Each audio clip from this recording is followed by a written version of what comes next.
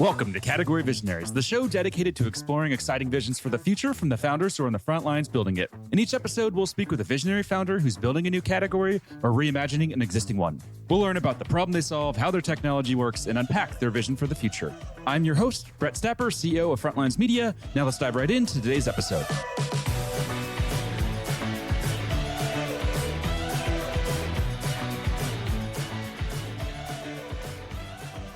Hey everyone, and welcome back to Category Visionaries. Today we're speaking with Dr. Hou, CEO of Bot Auto, an autonomous trucking company that's raised over $45 million in funding. Dr. Hou, how are you?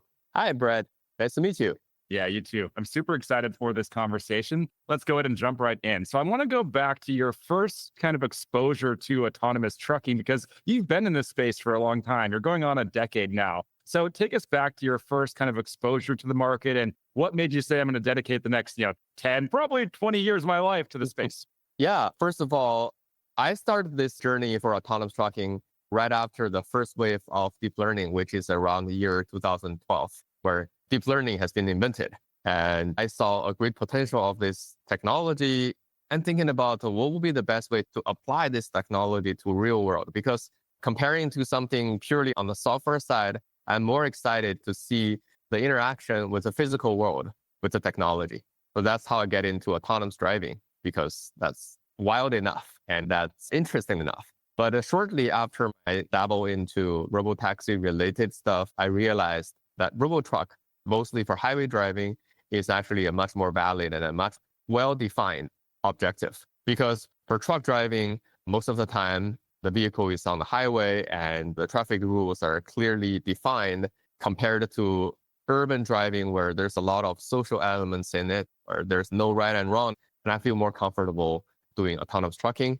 And I believe that the technology is there. Nothing prevents us from building a fully level 4 autonomous driving without a human in the cabin, and the vehicle can just run it every day and create values. It's a timely conversation on the topic of autonomous, at least in my household. So my wife and I were buying a new car. My wife wanted a Range Rover. I wanted a Cybertruck. We agreed to do a Turo and try each of those out. The Cybertruck won simply for the fact that we drove to Santa Barbara, pressed a button, and we were there. And no matter how cool the other cars are, you can't beat this idea of not driving. So I'm all in on that idea. I live in San Francisco. I take Waymo everywhere. That's my default. I don't do Uber anymore. Mm-hmm. I'm just so excited. I was telling my wife that the other day.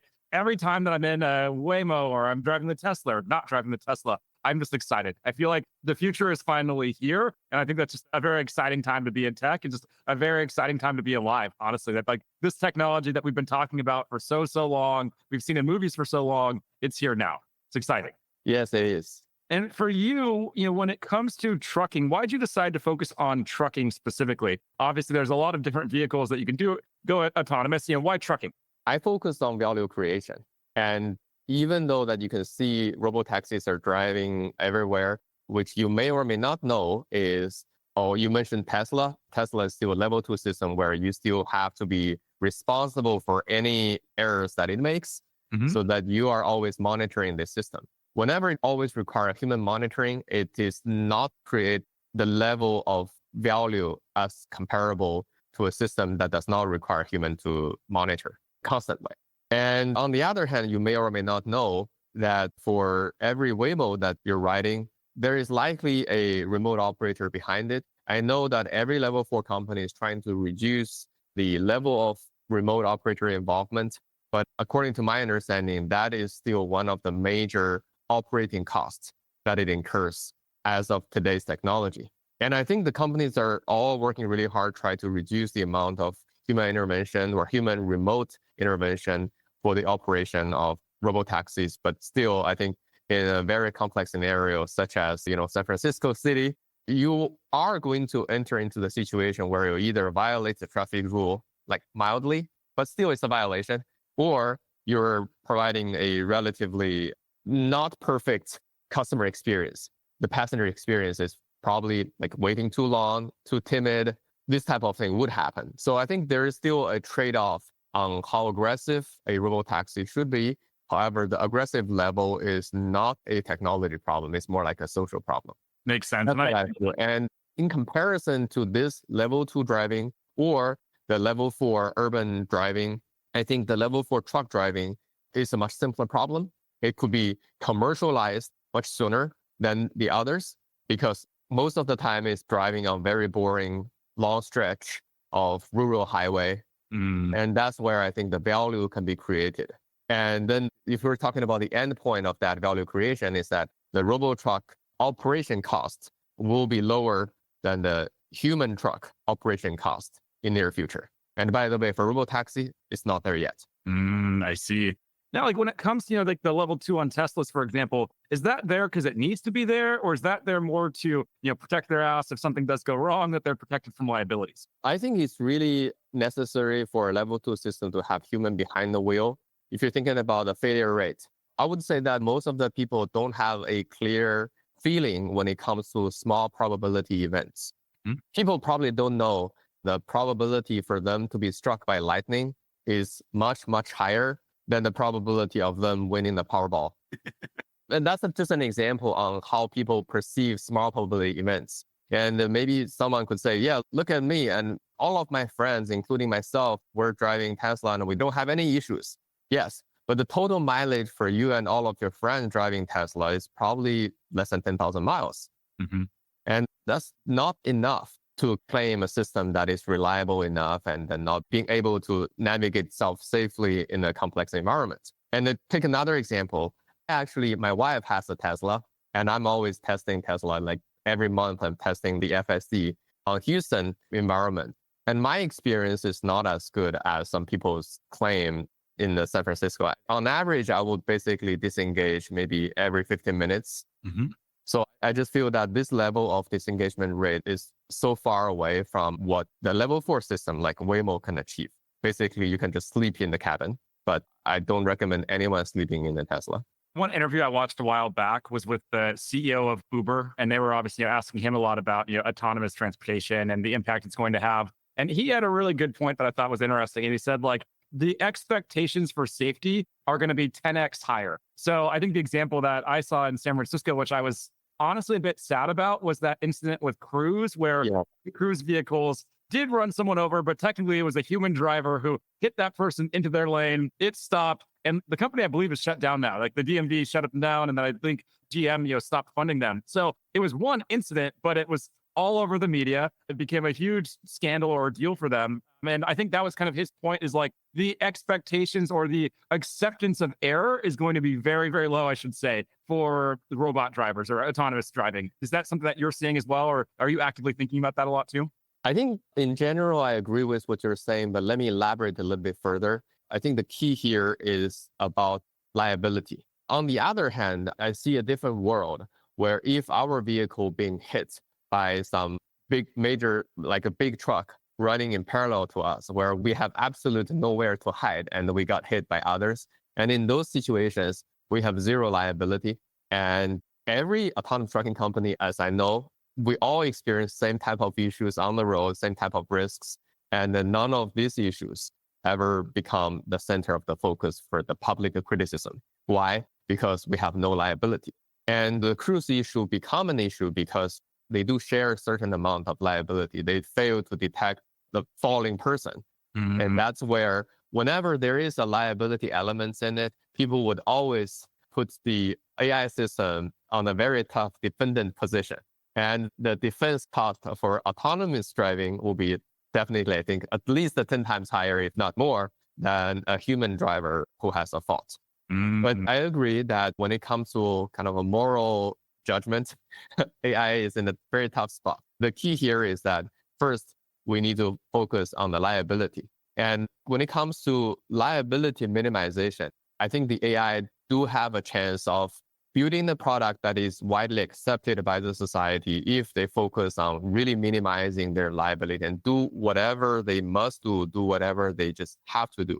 And then if they can really explain the logic and show to people that based on the contextual information, this is really the best option that I have. And by providing that information, I think the AI system is in a much better spot to be widely adopted. Let's switch gears here and let's dive a bit deeper into the company. So you talked about it there. I think we all know there's a number of players in this space. It's a competitive space. How are you positioned in the space? What's your point of view on the market? How are you different from the others that are out there? I hear the word that I have to disagree. You said it's competitive space.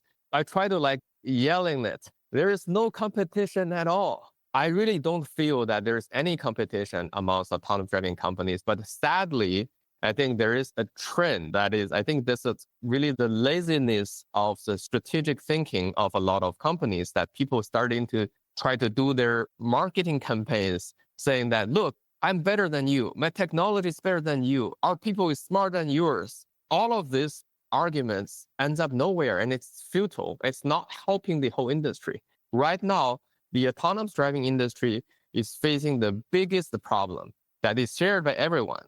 That is the credibility of the whole industry. We collectively, as everyone, not only for autonomous trucking, for the entire autonomous driving industry, we have promised too much and we have delivered too little. That is the biggest problem. And the problem is shared by everyone because the consequence of that is that people don't have trust in autonomous driving. Investors don't want to invest in autonomous driving anymore. And the suppliers, they have loose faith in autonomous driving and the ecosystem development is slower than expected. So that is the major problem that we're facing. And I just really want everyone in this domain to realize that, come on, there's no competition. If you really do the math, on the other hand, like for example, I did my math. And I found, interestingly, that even with my most optimistic estimate, the things that I wrote down in my fundraising slides, even with my most optimistic estimate, we are not even going to fill the gap of driver shortage by the year of 2030. Like, how can I have competition with another autonomous trucking company if the gap is so huge and our supply of autonomous trucking, even with a very optimistic estimate, is still short? So I would really say that if one company is trying to show their superiority relatively to other companies, they're not really helping the industry. They're basically damaging their own future. And that's not wise. This show is brought to you by Frontlines Media, a podcast production studio that helps B2B founders launch, manage, and grow their own podcast. Now, if you're a founder, you may be thinking, I don't have time to host a podcast. I've got a company to build. Well, that's exactly what we built our service to do. You show up and host, and we handle literally everything else. To set up a call to discuss launching your own podcast, visit frontlines.io/podcast. Now, back to today's episode. I see that happen a lot just in the world of enterprise software. A lot of the companies that I work with, they'll look at their competitors as the startups that are just like them. And I think that's always a mistake because this big, massive customer base probably has no idea who your competitors are anyways. Your competitor is actually the status quo, which is most likely a spreadsheet. Like, I think in a lot of enterprise SaaS, like that is your competition, is a spreadsheet or the intern doing something. You're like, that's who you're after. That's the minds you have to change. I would guess for you, the real competitor there is the status quo, right? It's the humans driving in trucks. It's not the other autonomous trucking companies that have, very, very small percentage of the market, if anything at all. Right. I think the real competition is really how can we reestablish the credibility for the industry. And how do you do that? Because this is an industry that there's a lot of drama there, right? Like, oh gosh, what was the guy's last name from Uber? And then he started another company. Like the whole industry, I think, has drama built into it, it seems like. Yes, it is. But there are several ideas on it. First of all, the industry does not even have a North Star. Mm-hmm. People don't even know what to focus on. Then you will probably be able to see some company advocating for the miles per intervention, which used to be probably the only metric that people can reasonably talk about in common. Mm-hmm. But now more and more people realize that this MPI is not a reliable measurement of the progress because one, MPI is becoming very big number, miles becoming very big, intervention becoming very small. And there's a caveat always that only safety interventions are counted. And how do you count if the intervention is safety intervention or non-safety intervention is very subjective. So the MPI, I think, is a highly polluted metric that is not a suitable metric anymore, and it actually loses its credibility to most of the people. Most of the investors I meet since last year, I think they don't even talk about MPI. But now, no MPI, so what? We don't really have a real North Star guiding the autonomous driving industry. And this is what I'm trying to do. I have already engaged with some consulting firm, and also we've been participating in some independent study with some other consulting firms to establish a new metric, new North Star for autonomous driving. That is cost per mile. Because I think the mentality for autonomous driving is a lot of people see autonomous driving as a business of selling technology. You can do that when there's a hype, but you can't do that anymore in the year of 2025. And I view autonomous driving as a business of selling the service. Of course, you can always say like even for a software as a service company or hardware as a service company, they can combine their part of the service with another operator. And by two things combined, they accomplish a full cycle or a full circle of service that they sell. But to us, Bot Auto, we are thinking about transportation itself is a service. And it's just like in a nutshell, consider us as a trucking company. We are a trucking company, but in near future, we'll remove the human driver and then we can operate more efficiently than a traditional trucking company. And that's how we make money. But still, we are selling the capacity. And I think no matter how, if you're building this technology for autonomous trucking, you always have to answer the question, either you with your partner or you by yourself like us, how can we deliver the capacity to the ecosystem and how can we make money out of it? And then the core question, and the simplest question, and the most important question is how do you make money out of it, is your cost per mile. If your cost per mile is too high, no matter how experienced your partner is or how ambitious you are or how big your fleet is, if your cost per mile is negative, you will never make money. Isn't it simple? But I think a lot of people don't even try to consider the progress of autonomous trucking commercialization through that lens. And that's a problem. If people don't even look in the right direction for autonomous trucking, people will be mesmerized by all new different kinds of marketing campaigns, and they still get lost. And 3 years later, they will criticize this autonomous trucking industry again, saying like, why you guys are moving so slow? We're losing confidence in you once again, right? That's really the credibility issue that we need to fix. So my way of fixing it, one, define cost per mile as the easy to understand, but ultimate guideline to measure the progress through commercialization. And of course, there's a lot of details that we need to define or we need to give general reference guidance for the industry. And then we would like to invite everyone to focus on this metric. Okay, how many dollars are we from making money? Or maybe how many cents are we from making money on a per mile basis? Once we are there, no question, people would trust us. Okay, now you can make money. Now this is a valid business. Now this technology is creating social value. And on the positive side, that would give answers to a lot of questions that we currently have. For you, how much of this requires, almost an entire ecosystem and infrastructure to be built out for the technology to be widely adopted? The example that's coming to mind for me, I had a really awesome guest on the other day. He spent, I think it was 14 years building his company, and it's a safe, sustainable aviation fuel. And he was just talking about, they don't just need to be successful. There's a massive ecosystem that needs to be built for that technology to be widely adopted. What does that look like for you? Can you do this isolated, just your company is successful, or there need to be an ecosystem of other service providers tackling things in different ways for this to really work and be adopted? Well, I think the readiness of the ecosystem really depends on what kind of business model you choose. For example, if I choose to sell this black box of autonomous driving to some others, then the required ecosystem for me to be successful would be that there are a lot of tech savvy and tech capable operation companies that they have everything else except for the piece of software. And I never see that happen. But on the other hand, the ecosystem for transportation, for trucking is already there. And if we can be a kind of a painless, transparent replacement, like equivalent to a human-driven truck, and we supply the capacity to the ecosystem, then the ecosystem is already there. We don't even need to rebuild the ecosystem. This is like if you're saying that you're in a big conference and you want a cup of coffee. Do you think that in this type of conference, it's easier to sell a cup of coffee or sell a bag of coffee beans? Nobody's going to buy the coffee beans. The coffee beans requires too much in the additional different ecosystem. And I believe that is what many other autonomous trucking companies, why they're choosing the wrong business model. And what's your business model? Can you describe that a little bit? Or maybe if you can paint a picture for us, what are the different business models that are being pursued?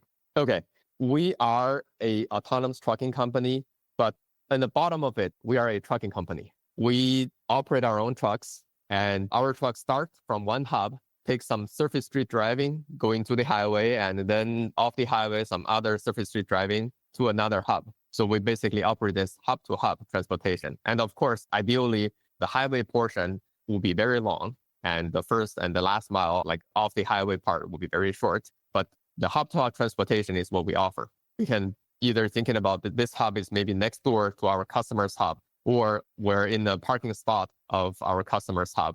Either way, it'll be working. So this is us. And to our customers, they don't need to know or care whether the freight is being transported with a human-driven truck, with an autonomous driving truck, or if I train my very talented corgi dog to be the capable driver and she's driving the truck, that could also be possible. And all of the technology that we have in-house is basically helping us to reduce our own operating cost to the point where we're cheaper than the human truck fleet, and we can make more money because basically we price our service in the same way as other people in the market. So this is one business model, being a trucking company. That's us. And a step back is that another company is like in the parallel universe, we provide a autonomous capable truck. Maybe it's built by others, but we form a coalition, and this coalition builds a truck that is autonomously capable. And we sell these trucks to customers such as UPS, FedEx, and they operate these trucks. Or we can say that we jointly operate these trucks, but they operate the network. That's the second model. And the third model would be we provide the software and we let some talented, capable OEM to buy the software from us, or they jointly buy the software from us and they jointly form another coalition with some operating company like UPS, FedEx, and they operate the trucks. So these are kind of steps you're getting further and further away from operation. But I see the real problem of autonomous driving is never building the technology that worked once. But the real challenge is like getting the software ready, but solving the day-to-day operation problems. And then the question is, who is going to solve these operation problems? I believe that operation problem can be best solved by the exact engineers who design the algorithms. This is like, if thinking back in 1970s, if IBM built a mainframe computer, who's in charge of maintaining this mainframe computer? Considering that technology, we can say that in 1970s, the computer technology is still in its early days. I think in a very similar way, autonomous driving technology will be in its early days when it is first launched. And by that time, there are a lot of mysterious failure patterns that can only be solved by the very person who built the system, not by a third party who just wanted to operate the system. They're not capable in doing that. Probably after 10 years after the initial commercial adoption of autonomous driving, we could change the business model to some other form by democratizing the technology where everyone can use it, like a high school student can debug autonomous driving system in a very friendly way. That will happen in the future, no question on that. But what is the first product? What does it look like? And I would say that, again, before 2030, I do not see a chance for anybody but ourselves maintaining and operating the system. Something you said there is very powerful. And I feel like technologists, we get this wrong a lot. We think that people care more about the technology than they actually do. The example I always think about is Bitcoin. You know, all these Bitcoin companies, they talk about Bitcoin, Bitcoin, Bitcoin. Like the average American doesn't give a crap, right? They just want to know, like, can it send money faster? Like, that's compelling. Like, do I need to go to my bank? Like, that's compelling. But like, they don't care about the technology. They care about the problem it can solve for them. So same thing for you, kind of what you were just describing there. People don't really care if it's autonomous, you're a driver, your dog. They just want something to get from point A to point B, and they want to do that in a cheap way. So it's very, very smart in how you're positioning it. Right. And if I can define the finish line, is that the initial finish line, I'm not going to define what happens after 100 years, right? That's too far. But the initial finish line is that our operation cost on a per mile basis getting lower than that of a human. And we can do it, I think, from now within 2 years. And also with a very small fleet of less than 100 trucks.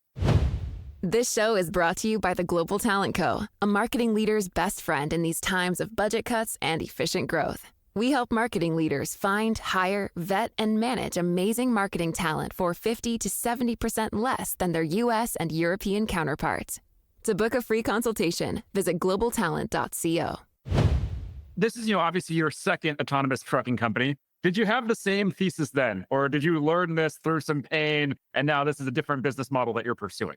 Well, I think in my last life, I would say I was focusing too much on building the technology. I was under I don't know how to say it. Maybe I can call it technology arrogance, where I thought I have the best technology in the world. I don't care about anything else until it was too late. So you see, like later days in my past life, I actually became the CEO of the company. I was trying to solve the exterior problem outside the technology realm. And I realized it was too late. And there was some other drama and everything put in a perfect storm.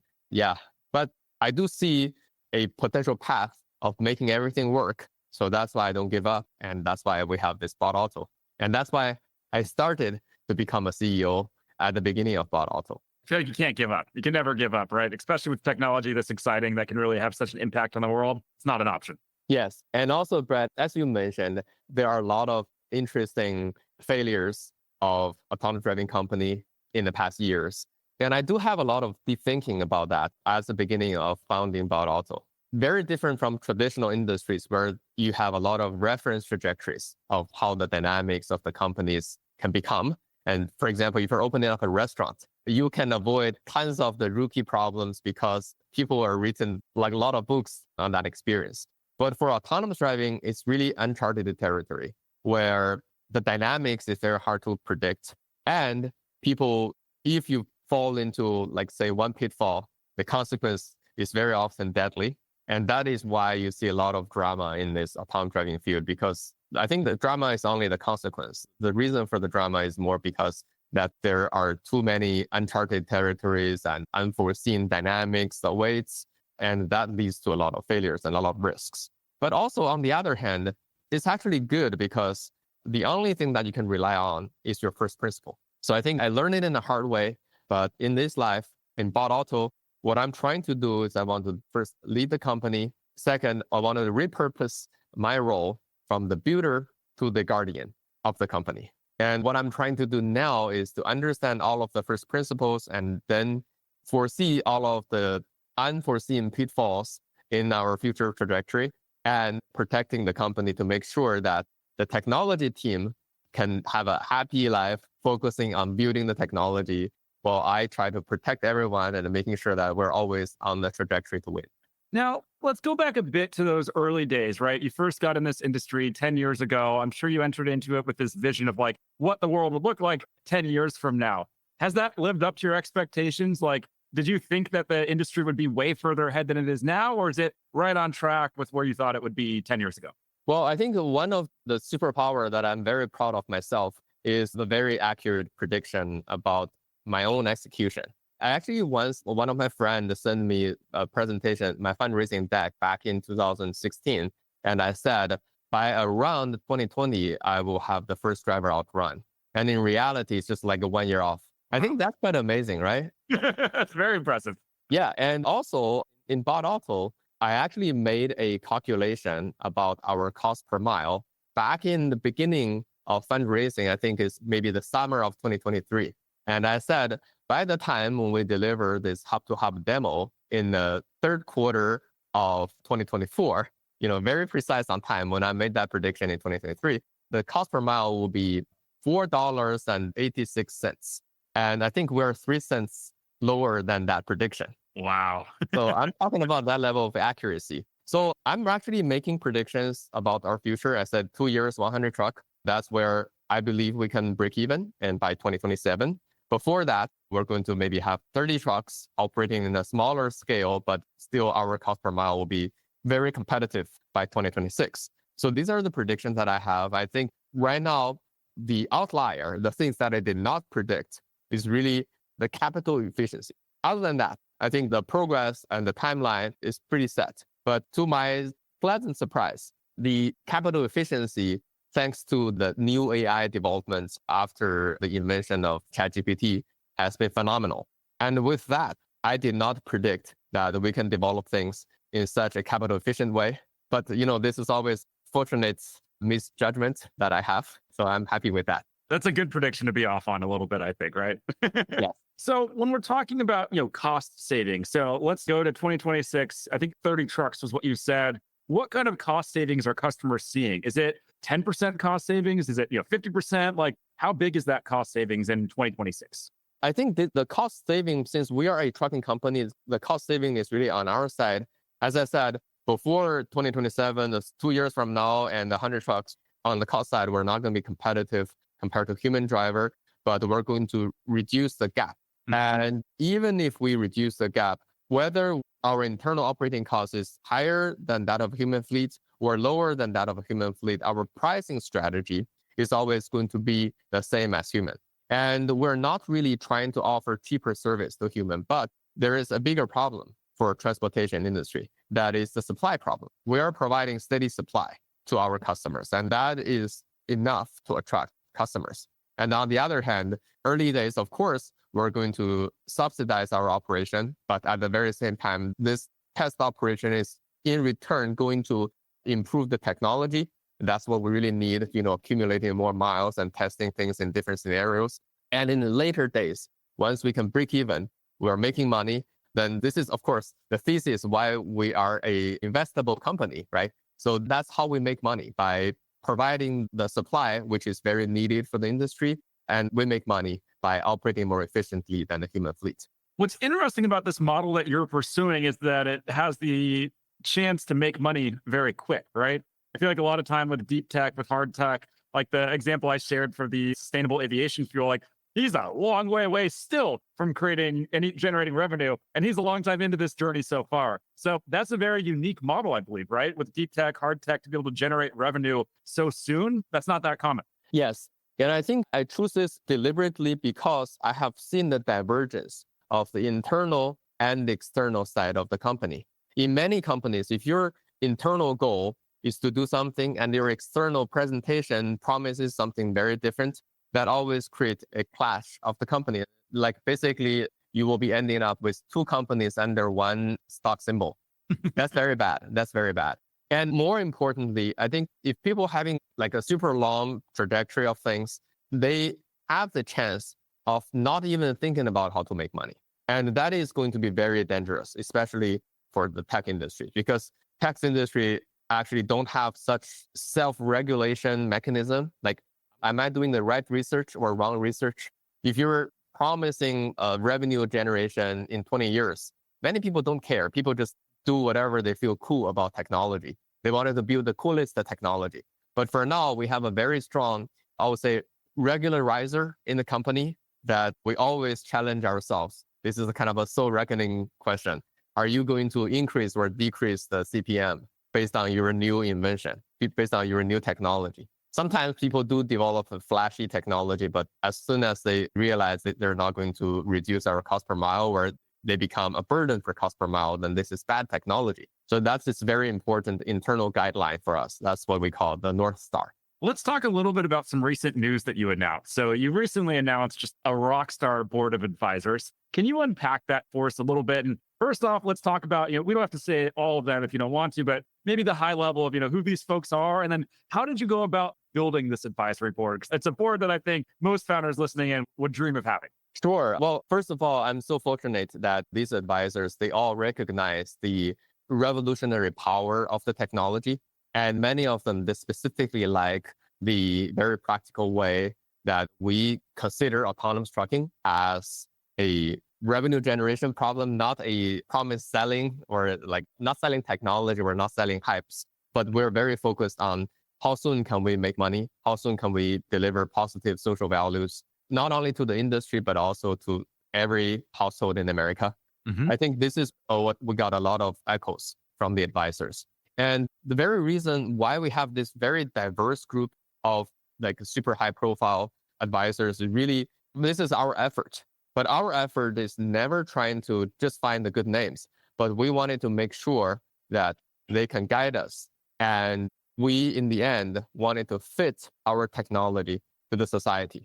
On one hand, you can convince your advisors to join by saying this is a very easy board that you join and you just have your name and your photo on our website and you don't do anything. That's not enough to convince this high caliber board to join us.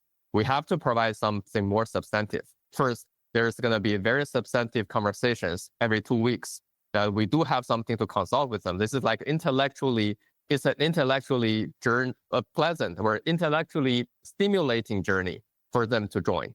That's very important. If they feel this is boring business, just having their name on it, many of them, they wouldn't join.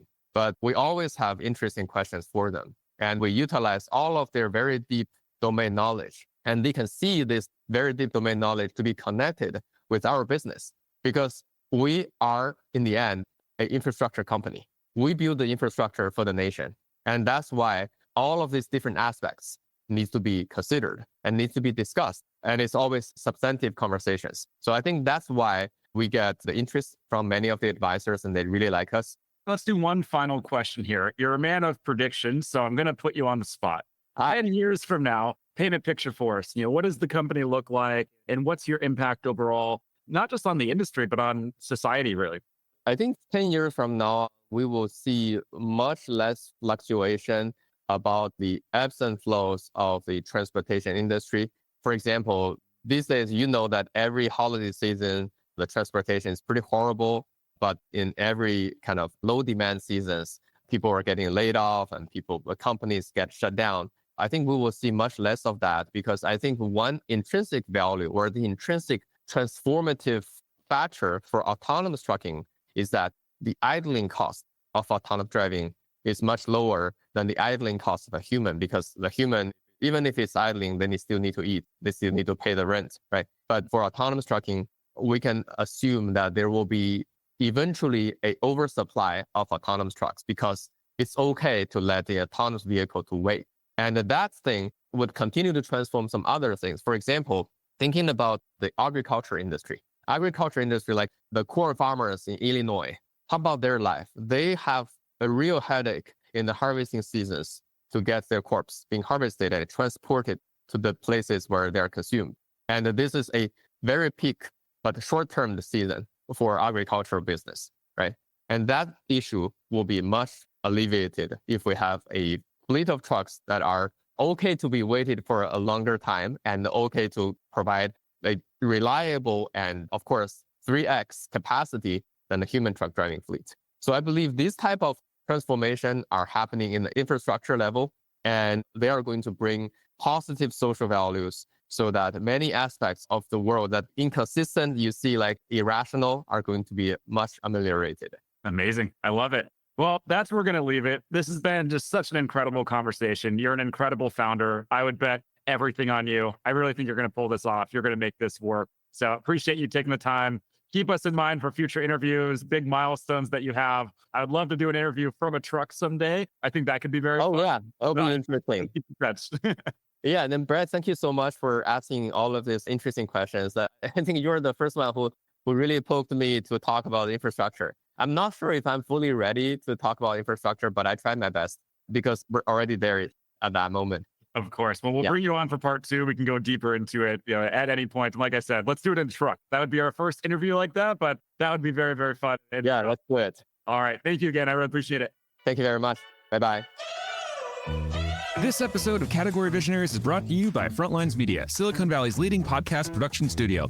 If you're a B2B founder looking for help launching and growing your own podcast, visit frontlines.io/podcast. And for the latest episode, search for Category Visionaries on your podcast platform of choice. Thanks for listening, and we'll catch you on the next episode.